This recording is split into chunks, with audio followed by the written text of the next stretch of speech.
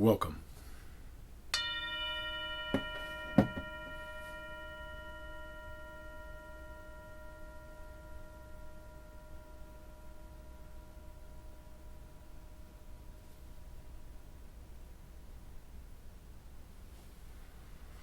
Welcome to Touching the Edge. Thank you for joining. My name is Drake. Thank you for joining and being part of this relationship to stepping into a courageous form of relaxation. Recognizing that to have the courage to do something that's not always easy for you is touching your own edge. When we touch our edge, what we do is we touch the edge of our limitation. If we keep touching our edge consistently, eventually we get to the point where our edge expands. If we force ourselves past the edge, we come into hurting ourselves, damaging ourselves. If we don't touch our edge, we lose capacity. So we want to touch our edge regularly. And touching our edge is about touching the edge that lets us do what is not necessarily comfortable for us.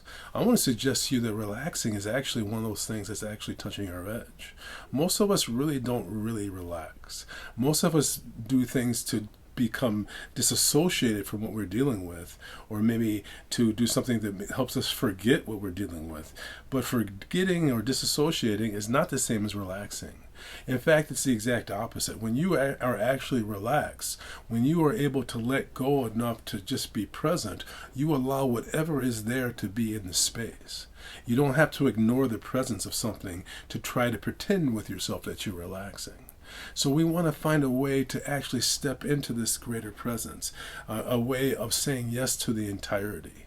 When we find that ability to shift our relationship from being stressed about what's going on to just being purely present, and we do that by noticing subtlety. Just activate the de-escalation template. So slow your breathing down. Let's do it right now. Slow your breathing down. Just gradually slow your breathing down. You can do it with your eyes either open or closed. You can do it with me right as we're sitting here. Slow your breathing down and notice some subtle details in your environment. Perhaps you can hear birds singing. Any subtlety whatsoever. Now drop awareness into your lower abdomen to the hara, an inch below the navel, half an inch in. So we slow our breathing down. The actual next step is to drop our awareness into our lower abdomen. Notice subtlety. And finally, right in the center of the chest, just imagine it as light shining out in all directions at once. I am. You shine from your heart and from your face. So be in that space of shining and listen intently to your intuition. Listen to what your intuition has to say to you. Breathing slowly and easily, just listening to your intuition. And we want to actually recognize that when we get an intuitive sense of what we're meant to do, we want to lean into it. We want to lean into it with imagination. So let's activate imagination. Imagination is really like a muscle. I want to suggest in our modern world, we have all these screens that are active that we are actually losing our ability to imagine. What we do is give our imagination to things that are inflammatory for us. We're trained to do that. So we end up imagining things that make us feel worry. Worry is a sort of imagination. So is anger, when we are imagining people that we're angry with. That's really imagination. So let's do this again. Let's slow the breathing down. Again, right now, being right in the breath. Slow down to speed up. Slow the breathing down. Drop awareness into the hara, an inch below the navel, half an inch in. Notice subtlety. And right in the center of the chest, I am.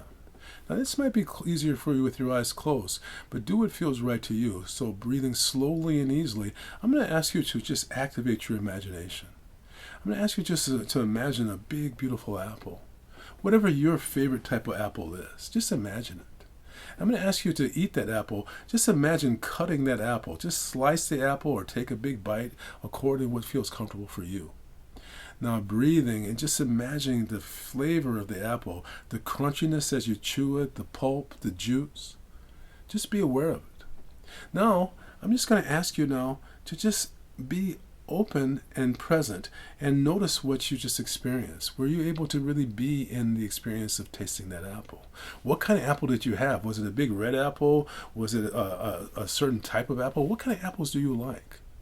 So I want to suggest to you that we want to have the ability to vividly be able to imagine eating an apple. When you can imagine eating an apple, you're strengthening your ability to activate your imagination in a direction that you choose. When you can activate things like that you have a big muscle memory for, gradually you can begin to focus on areas that are positive. I know for myself, I used to have a hard time being able to imagine myself doing anything good.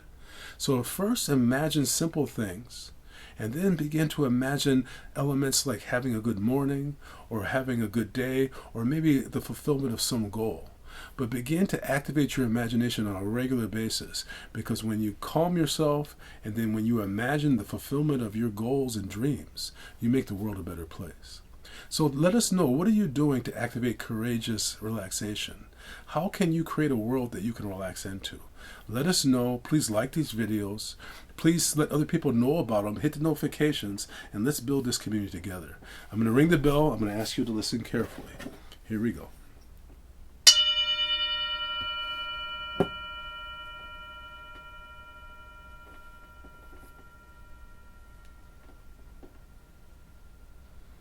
We want to build a better world both inside ourselves and out by calming ourselves on a regular basis, by getting in touch with our intuition, and then by manifesting the direction that we're going to want to go in, by imagining it's the fulfillment.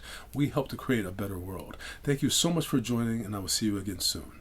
Namaste.